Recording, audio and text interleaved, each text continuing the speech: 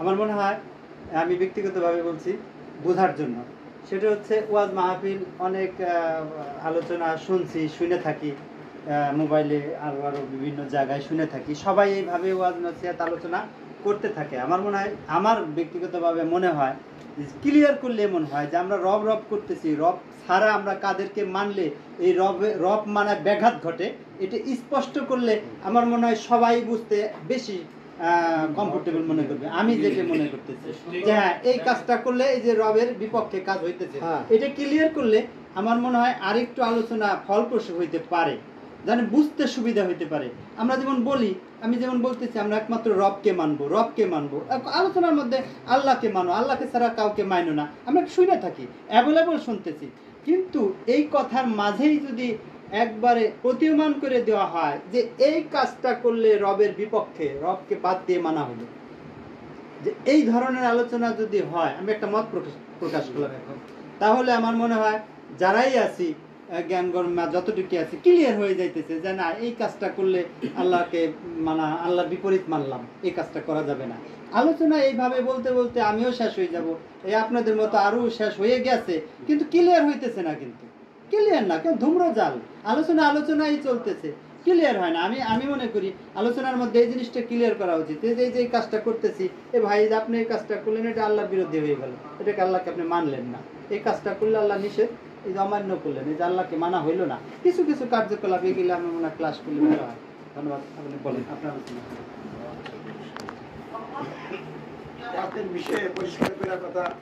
প্রসঙ্গ আসছে, আমি দেখাচ্ছি। হ্যাঁ, আসলে মানুষকে দুনিয়ায় পাঠানোর আগে আল্লাহ রাব্বুল আলামিন এই রবেরই অঙ্গীকার নিয়েছিলেন, আলাস্তু বিরাব্বিকুম, আমি কি তোমাদের রব নই। আমরা সকলে আল্লাহকে রব মানার ওয়াদা অঙ্গীকার করেই আসছি। এখন দুনিয়ায় পরীক্ষা হচ্ছে কে আল্লাহকে রব মানে আর কে মানে না। এখন যে আল্লাহকে রব মানে সে ওয়াদার উপরে প্রতিষ্ঠিত হইল, আর যে রব মানে না সে ওয়াদার থেকে বিচ্যুত হয়ে গেল। মানুষ আল্লাহর গোলাম এবং প্রতিনিধি। আল্লাহ হলেন রব, সার্বভৌম মালিক। যদি মানুষ আল্লাহকে সার্বভৌম মালিক মানে না, গোলাম এবং প্রতিনিধির জায়গায় থাকে, তাহলে সে সঠিক জায়গায় আছে, তার প্রতি আল্লাহর রহমত নাজিল হবে, গজব আসবে না। আর যদি আল্লাহর এই গোলাম এবং প্রতিনিধির জায়গা থেকে কেউ সইরা যায়, তাইলে করলেন মহাবিপদে সে পড়ল। তো ফেরাউন এই জায়গাতে সইরা গেছিল, নিজেকে রব দাবি করে। তাহলে ফেরাউনের রব দাবির আসল অর্থ এবং তাৎপর্য ছিল কি, মিশর রাজ্যের সমাজ রাষ্ট্র গঠন পরিচালনার জায়গায় সে নিজেকে সার্বভৌমত্বের মালিক, হুকুমদাতা, আইনদাতা, বিধানদাতা, শাসনকর্তা দাবি করছিল। আর ফেরাউনের অনুসারীরা ফেরাউনকে রব এসে মানছে, মানে কি, মিশর রাজ্যের জন্য, তাদের নিজেদের জন্য সার্বভৌম ক্ষমতার মালিক, আইনদাতা, বিধানদাতা, শাসনকর্তা মান্য নিয়েছিল। তাহলে ফেরাউনও আল্লাহর গোলাম এবং প্রতিনিধিত্ব সরে গেছিল, তার অনুসারীরাও কি আল্লাহর গোলাম এবং প্রতিনিধিত্ব সরে গেছিল। এমন অবস্থায় তাদেরকে অবস্থানে আনার জন্য ফেরাউনকেও দাওয়াত দেওয়া লাগছে, রবগিরি বাদ দাও, আল্লাহকে রব মেনে নাও। তার অনুসারীদেরকেও দাওয়াত দেওয়া লাগছে, ফেরাউনকে রব বাদ দাও, হ্যাঁ, ফেরাউনকে রব বাদ দাও, আল্লাহকে রব মানো। তাহলে মানুষ তাদের অবস্থান থেকে মূলত সইরা যায় দুইভাবে, রব দাবির মাধ্যমে, কিংবা কেউ রব দাবি করলে তারা রব গ্রহণের মাধ্যমে, মেনে নেওয়ার মাধ্যমে। আর যেহেতু ফেরাউন সমাজ এবং রাষ্ট্রের জায়গায় মূলত তাকে রব দাবি করছিল, সৃষ্টিকর্তা সে মানত। তো আমাদের এই বাংলাদেশে দেশ এবং জাতির মানুষ সমাজ এবং রাষ্ট্র গঠন পরিচালনার জায়গায় গণতন্ত্র গ্রহণ কইরা বা মেনে নিয়া জনগণ সকল ক্ষমতার মালিক। তাহলে ফেরাউন যে দাবি করছিল এইটাই তো করলো। এর জনগণের ভোটে এমপির আইনদাতা, তাহলে ফেরাউনও তো নিজেকে আইনদাতাই দাবি করছিল। আর জনগণের ভোটে এমপিদের থেকে যে সরকার হয়, সরকার হলো শাসনকর্তা, তো ফেরাউন তো এই শাসন করতে দাবি করছিল। তাহলে এর থেকে সূত্র বের হইল, যখনই কোনো মানুষ নিজেকে ক্ষমতার মালিক, আইন বিধানটা শাসনকর্তা দাবি করবে, নিঃসন্দেহে সে নিজেকে রব দাবি করছে। এখন তাকে মান্য নিলে আল্লাহকে রব অমান্য করা হবে, তাকে রব মানা হবে। এরপরে ধর্মীয় দিক থেকেও যদি কেউ আল্লাহর দা বিধিবিধানকে বাদ দিয়া নিজস্ব মতে নতুন ধর্ম সৃষ্টি করে, তাহলে ওই জায়গায় যদি আপনি তার ওই ধর্মীয় মত গ্রহণ করেন যেটা কোরআনের সাথে সম্পর্ক নাই, তাহলে তাকেও কী করা হলো? রব গ্রহণ করা হলো। এই জন্য আমি এটা বলছিলাম যে জীবনের একটা জায়গাও যদি আল্লাহর আইনের বিপরীত অন্য একটা আইন চালু থাকে, আর আপনি যদি ওই আইনটাকে নীতিগতভাবে আইন হিসেবে কী করে নেন, মেনে নেন, তাহলে কিন্তু ওই জায়গাটা তাকে কি আসল রবকে অস্বীকার করিল, ভুয়া বাতিল রবকে রব মানা হইল। হ্যাঁ, তাহলে আপনার ইমান কি হয়ে গেল? নষ্ট হয়ে গেল, ইমান শূন্য। এরপরে এইটুকুই যদি কেউ বুঝে, এরপরে তো আর বেশি পয়েন্ট লাগে না। আপনার দেহের ভিতরে আত্মা নাই, তো এখন আপনি তো ডেড বডি, এখন চোখটা ভালো কিনা, হাতটা ভালো কিনা, এগুলি আর দেখার দরকার আছে? তাহলে আল্লাহর প্রতি ইমানই যদি বাদ হয়ে যায়, তাহলে তো আর কিছু দেখে খুঁজে লাভ নাই। তো এই দীর্ঘ কাল পর্যন্ত, সময়টা আমি উল্লেখ করলাম না, দীর্ঘকাল পর্যন্ত মুসলিম পরিচয় দানকারী লোকদের মূল সমস্যা হলো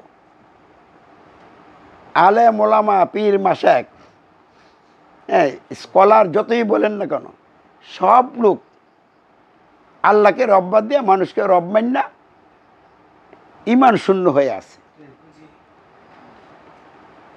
এখন এই কথাটা যদি আমি বুঝি, তাহলে ফলে আমার উপরে না ফেলাবো, কারণ আমিও তো ওই সমাজেরই একজন লোক, জন্মগ্রহণ করছি। তাহলে আমার উপরে আমি আইনা যদি কই না আমি ইমানদার আছি, তাহলে আমার বুঝ তো যথাযথ হলো না। তাহলে এই বুঝটা যদি আপনি আনেন তখন নিজের উপরে আসবে, তাহলে তো আমি নিজেই ইমান এখনও আনি নাই। আমি এটা বোঝার পরে আমি প্রথম আমার নিজেকে দেখছি যে আমি তো আগে জানতামই না ইমান এইটা।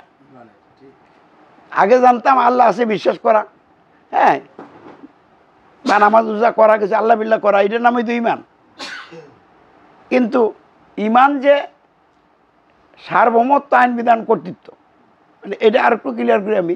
মানুষ তো সমাজবদ্ধ জীব, মানুষ তো একা চলতে পারবে না। তো মানুষের প্রয়োজনীয় তো সমাজ হয়, মানুষের উপকারের জন্য তো সমাজ, এবং সমাজ দিয়ে তো রাষ্ট্র হয়। তো সমাজ এবং রাষ্ট্র অঙ্গাঙ্গভাবে জড়িত।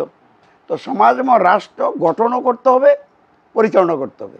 সমাজ রাষ্ট্র গঠন এবং পরিচালনার জন্য প্রয়োজন হবে আইন বিধান। এই আইন বিধানটা কে দিবে? এই জন্য প্রয়োজন হবে মালিক। মালিকটা আবার দুর্বল হলে হবে না, সমাজ এবং রাষ্ট্রের জন্য সর্বোচ্চ ক্ষমতার মালিক হবে। তাহলে সমাজ এবং রাষ্ট্রের মূল বিষয় কোনটা? আসলে সার্বভৌমত্ব। সার্বভৌমত্ব বলতে সার্বভৌমত্ব শূন্য শূন্য হবে না, একটা সত্তার লোকে তো লাগবে। তাহলে সার্বভৌমত্বের মালিক ঠিক না কইরা সমাজ রাষ্ট্র গঠন করা কোনো দিনই সম্ভব না। তাহলে দীর্ঘদিন পর্যন্ত মুসলিম পরিচয় দানকারীরা তাদের সমাজ রাষ্ট্র গঠন করার জায়গায় আল্লাহকে সার্বভৌমত্বের মালিক বাদ দিয়া মানুষকে সার্বভৌমত্বের মালিক মান্না, হ্যাঁ, রবের সাথে কুবির এবং শিরকে লিপ্ত ইমান হারা হয়ে রয়েছে। এই জন্য ওলামারাই মানে রবটাকে ইমানের বিষয় হিসেবে বুঝতে চায় না। তারা লা ইলাহা ইল্লাল্লাহকে মূল ইমান হিসেবে গ্রহণ করছে। অথচ কোরআন হাদিস কোথাও আপনি খুঁজা ইমানের দাওয়াত লা ইলাহা ইল্লাল্লাহ দিয়ে আল্লাহ রসুল দিছে একটাও পাবেন না। যেমন আমিনু বে রাব্বিকুম, তোমরা তোমাদের রবের প্রতি ইমান আনো। আবার যখন লোকেরা ইমান আনতেছিল না রবের প্রতি, তখন আল্লাহ নিজেই প্রশ্ন উঠাইছেন। সূরা আল হাদীদের ৮ নম্বর আয়াত আছে, আমা লাকুম লা তুমিনু বিল্লাহি ওয়ার রাসূলু ইয়াদউকুম লিতুমিনু বিরাব্বিকুম। তোমাদের কি হলো, তোমরা কেন আল্লাহর প্রতি ইমান আনছো না? অথচ রাসূল তোমাদেরকে তোমাদের রবের প্রতি ঈমান আনার দাওয়াত দিচ্ছে। তাহলে আল্লাহর প্রতি ঈমানের দাওয়াতটা মূলত রব দিয়ে দেওয়া হয়েছিল। এই জন্য ঈমানের যে ঘোষণাটা হবে, আল্লাহর সাথে রব শব্দটা যোগ থাকতে হবে, অন্যথায় এটা ঈমান হবে না। আর আল্লাহ রসুলের সাহাবীরা আল্লাহর প্রতি ঈমানের ঘোষণাটাই রব দিয়ে দিছিল। ইন্নাল্লাযীনা ক্বালু রাব্বুনাল্লাহু সুম্মা ইসতাকামু ইলা আখিরি, নিশ্চয়ই যারা ঘোষণা করলো আল্লাহ আমাদের একমাত্র রব, অতঃপর এর উপরে কী থাকলো? ইস্তেকামাত থাকলো। ইস্তেকামাত বলতে মানে কি এটা শূন্য বলা হয় নাই। রাব্বুনাল্লাহর জন্য গালি, মার, দৌড়, জেল জুলুম নির্যাতন চলছে। হ্যাঁ, ওই প্রেক্ষাপটে নির্যাতন চলাকালীন অবস্থায় কিন্তু আল্লাহ ওহী নাযিল এটা বলছে। তারপরে তাদেরকে সাহস যোগাইছে, ফেরেশতা নাজিল হয়, ভয় পেও না, চিন্তা করো না, ওই জান্নাতের খোঁজখবর পেয়ে আনন্দিত যার ওয়াদা করা হয়েছে। তাহলে ঈমানদাররা তো আরও মজবুত হয়ে গেছে। হ্যাঁ, আর বাড়ি মক্কার বাড়ি করছে, এরা যখন মদিনায় গেছে, এটা একটা কারণ আছে না? তো কারণটা আল্লাহ যেটা বলবে এটার পরে কি আর কোনো কথা চলবে কারো? তো সূরাতুল হাজর 40 নম্বর আয়াতে আছে, আল্লাহ বলছেন, কি বলছেন? আল্লাযীনা উখরিজু মিন দিয়ারিহিম বিগাইরি হাক্কিন ইল্লা আন ইয়াকুলু রাব্বুনাল্লাহ। ওনারা সেই লোক যাদেরকে নিজেদের বাড়িঘর থেকে নাহকভাবে মানে অন্যায়ভাবে বের করে দেওয়া হয়েছে, শুধু এই কারণে তারা বলতো রাব্বুনাল্লাহ, আল্লাহ আমাদের একমাত্র রব। তো এই রাব্বুনাল্লাহ হইল আসল ঈমান, মূল ঈমান।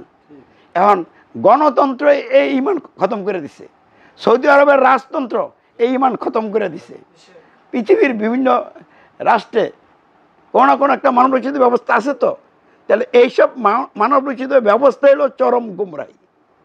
এগুলির অধীনে থাকলে আমরা ইসলামের মধ্যেই নাই। এই জন্য আমাদের সুস্পষ্ট কথা হলো, হ্যাঁ, যারা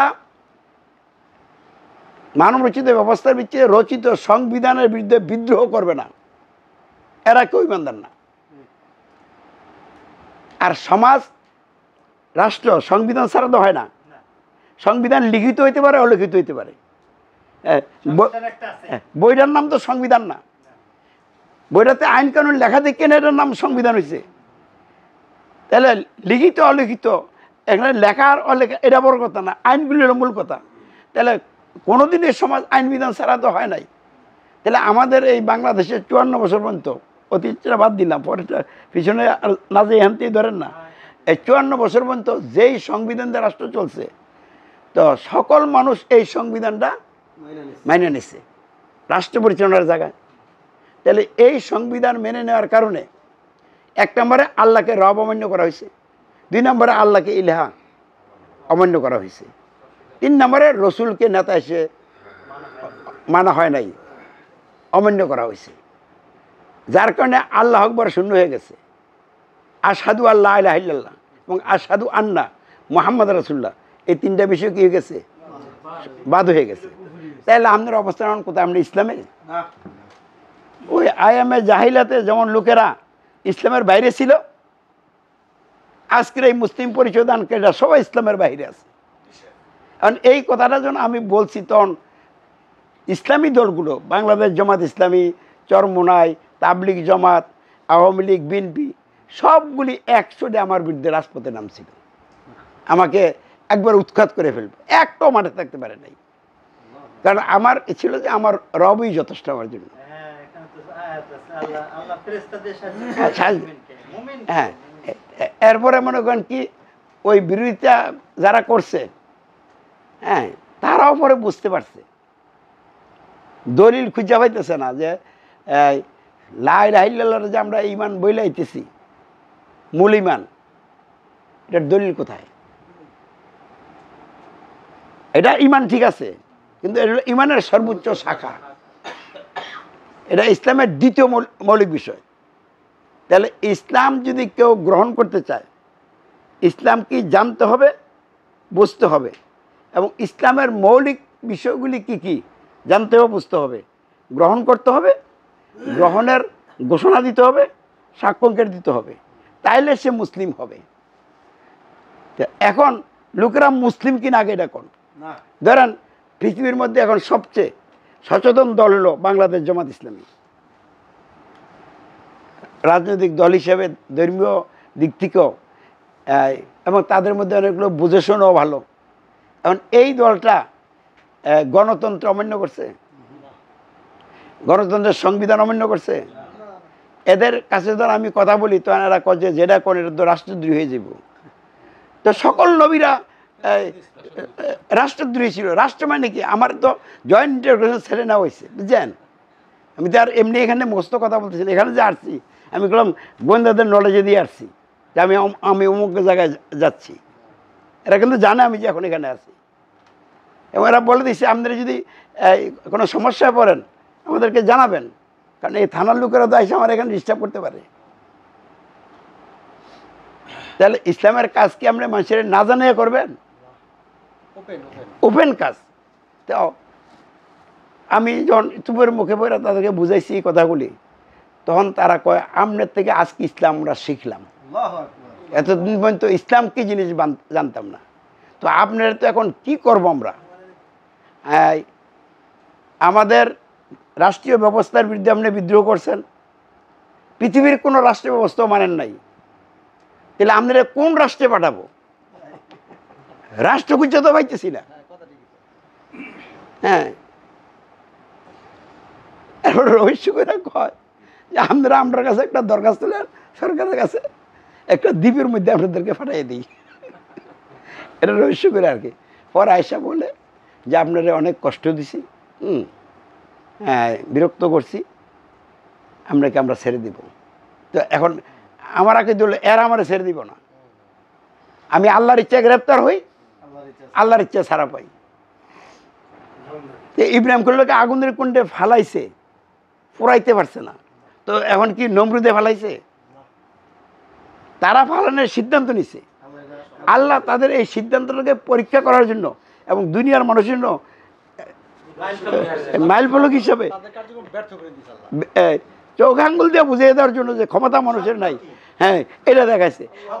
তাহলে প্রথম তাদের ফেলে দেওয়ার সিদ্ধান্তটাকে আল্লাহ গ্রহণ করছে।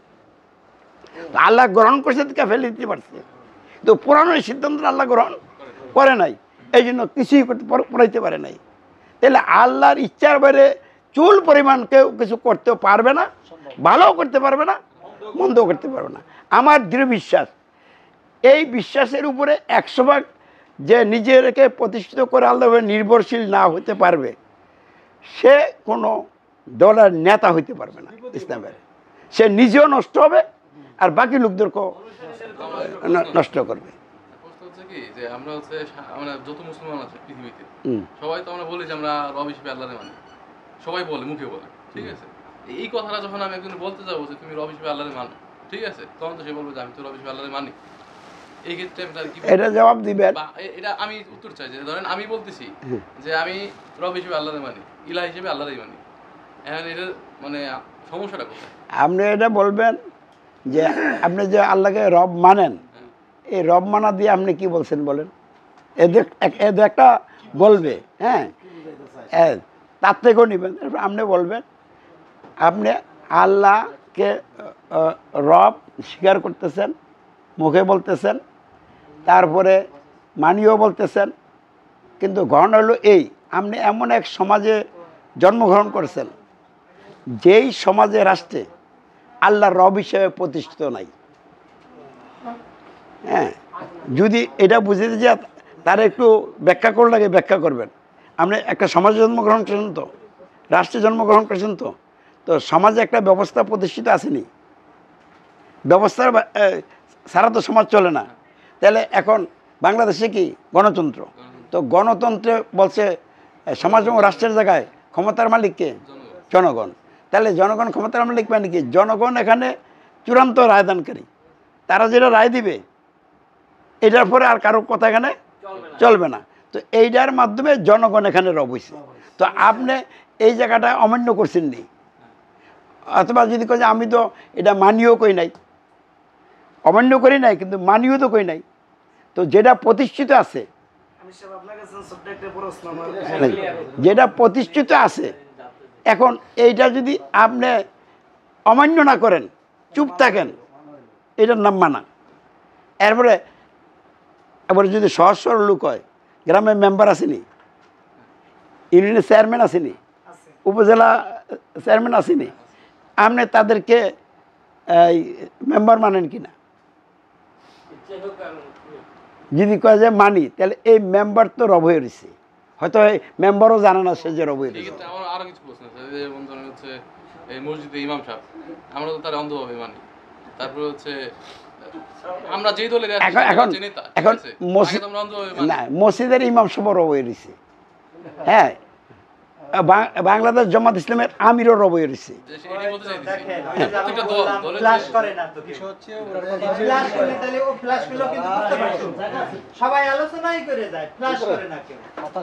রব কেমনে হয়ে রয়েছে আপনি মনে করেন কি? কথা শেষের ভিতরে, ঠিক আছে? মানে কি আজ কথা বলছে যে আল্লাহকে রব হিসেবে যে মেনে নিবে, যারা মেনে নিবে তাদের ভিতরে একজন আমির থাকতে হবে, একজন পরিচালক থাকতে হবে, কেন?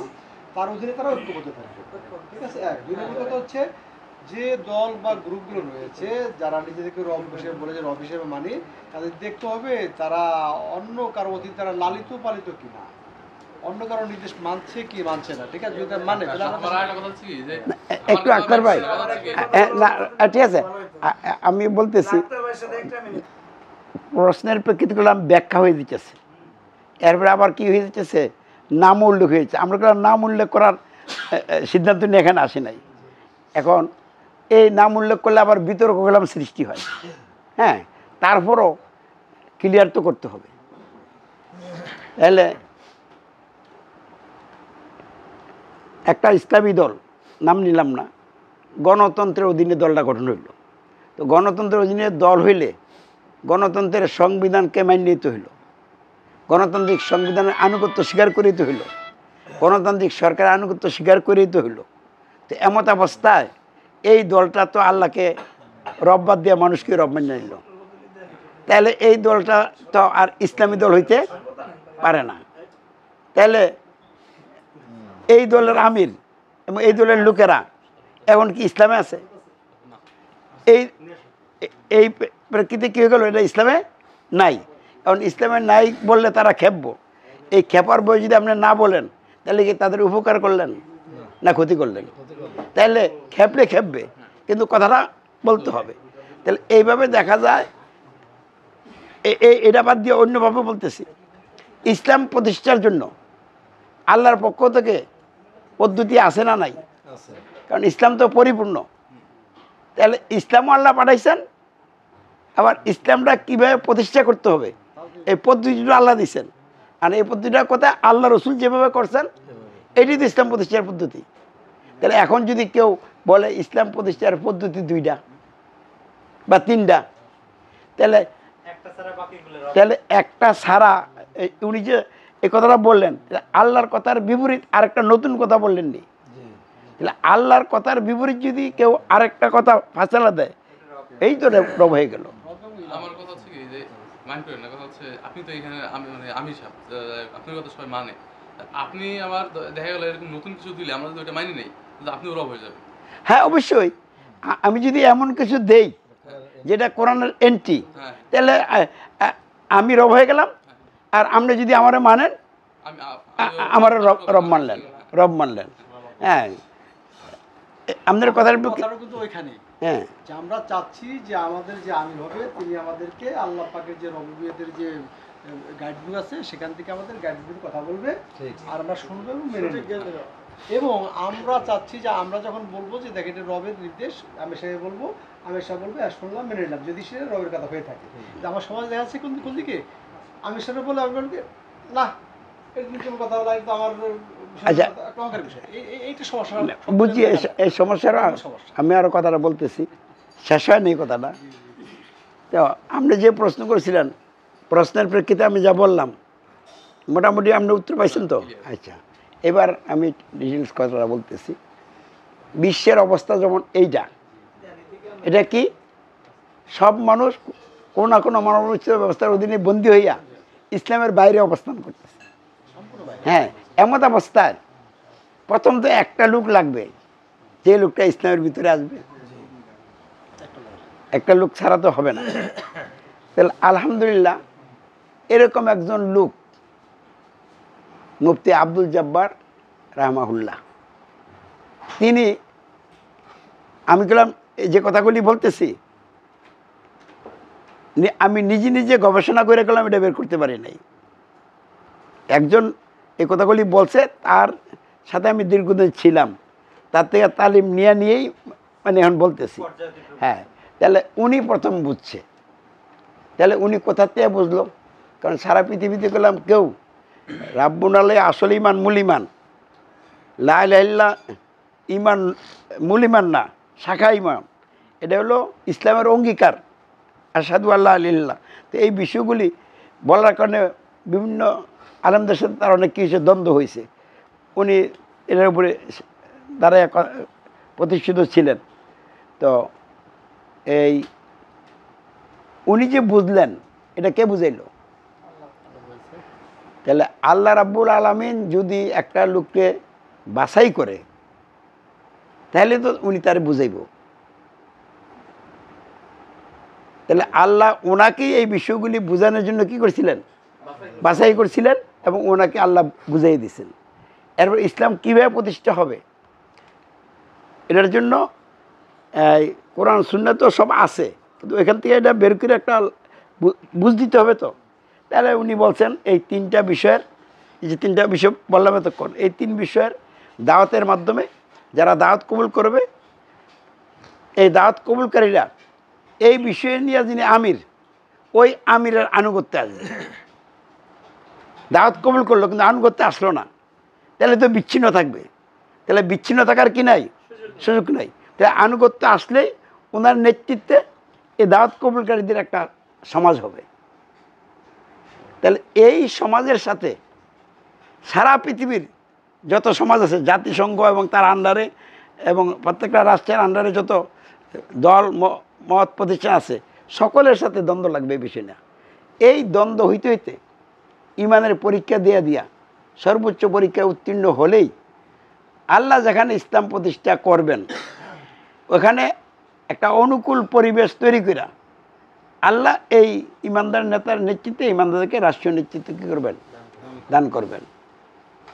আর এভাবে আসলে আর আল্লাহর আইন রাষ্ট্র গঠন পরিচালনা করা হবে। এইটি হলো সমাজের রাষ্ট্রে ইসলাম প্রতিষ্ঠার কি আল্লাহর নির্দেশিত এবং তারই হযরত মুহাম্মদ ইসলামের প্রদর্শিত পদ্ধতি। তাহলে ওনার নেতৃত্বে আমরা কাজ করতে করতে এক পর্যায়ে উনি 2006 সালে যখন ইন্তেকাল করলেন, তখন যারা আমাদের সঙ্গী সাথী ছিলেন তার সাথে পরামর্শ করে আমি আমিরের দায়িত্ব গ্রহণ করলাম। তাহলে আমির ছাড়া কি ইসলাম প্রতিষ্ঠার কাজ শুরু হবে? শুরু হওয়ার তো প্রশ্নই ওঠে না। এরপরে কারণ আমিরের বিষয়ে কথাটা বলবো, ইমারত থাকলেই তো আমির। তাহলে ইমারতটা কি আসলে ইসলামের দৃষ্টিতে বলতে হবে। কোনো আমির যদি তার মতে ইমারতের সংজ্ঞা দেয়, তাহলে তো ইসলামের দৃষ্টিতে এটা ইমারত হইল না, এটা তার নিজস্ব মতবাদ হইল। তো যিনি আমির তিনি কি ইমারতকে তার মতো করে ব্যাখ্যা করবেন না ইসলামের দৃষ্টিতে বলবেন? তাহলে ইমারতটা যেহেতু হযরত মুহাম্মদ ইসলাম আল্লাহর সর্বশেষ নবী এবং রাসূল, আর কোনো নবী রাসূল আসবে না, কিতাবও আসবে না, এমত অবস্থায় যুগটা তো আমিরের যুগ। তাহলে যিনি আমির হবেন, যার ইমারত থাকবে, সেই আমির হবেন। তার ইমারতটা কি কোনো একটা দলের জন্য, কোনো একটা এরিয়ার জন্য, কোনো একটা দেশের জন্য, মুসলিম পরিচয় দানকারীদের জন্য, না সকল মানুষের জন্য? তাহলে ইমারত হবে ওইটার নাম, হ্যাঁ, সকল মানুষের, সকল বিষয়ের এবং সকল জায়গার জন্য তিনি তার ইমারত। তাহলে আমির তার ইমারতটা রাষ্ট্রীয় ক্ষমতায় যারা আছে, তিনি কি সাময়িক সময়ের জন্য এটা বলবেন? এরা যদি ক্ষমতা আছে এই জন্য এদের তো এখানে চলুক, আমি এই যারা বাদ দিই আমির। তাহলে যদি বলে, তাহলে উনি যে আমির না, এটা তো ওনার কথা দিয়ে প্রমাণ হয়। তাহলে এই জন্য যিনি আমির হবেন দলিল মোতাবেক তাকেই ঘোষণা করতে হবে আমি সারা দুনিয়ার সকল মানুষের আমির। কারণ আমি বুঝলাম যে আমাদের কাছে আমিরের ক্ষেত্রেও যাচাই করতে হবে। অবশ্যই যাচাই করবেন। আপনি মনে করেন যাচাই ছাড়া মানবেন কেন? মানে অন্ধভক্ত হওয়া হ্যাঁ। যাবে আর কি। যদি শরীয়ত বিরোধী কোনো কাজ করে, যে কেউ হোক, মানে শরীয়ত বিরোধী কাজ করলে তো আমি হোক বা যে হোক তারা তাহলে তো তাই করতে পারে। এখানে মহসা একটা কথা হচ্ছে আমিরের আনুগত্য যদি ষষ্ঠ আনুগত্যের না ফরমানি হয়, সে আনুগত্য কোশ্চেন কেন করা যাবে না। এখানে বিষয় হচ্ছে এদিকে আমিরও চিন্তা করতে হবে যে আমি যেন ষষ্ঠ আনুগত্য না ফরমান না হয়। এটা যারা করে তারা ভিতরে তাদের একটা ইয়ে আছে যে তারা ওই যে শিরিকের একটা বিষয়, রবের একটা বিষয়, একটা প্রক্রিয়া থাকে, সেখান থেকে শোষণের যাত্রা শুরু হয়।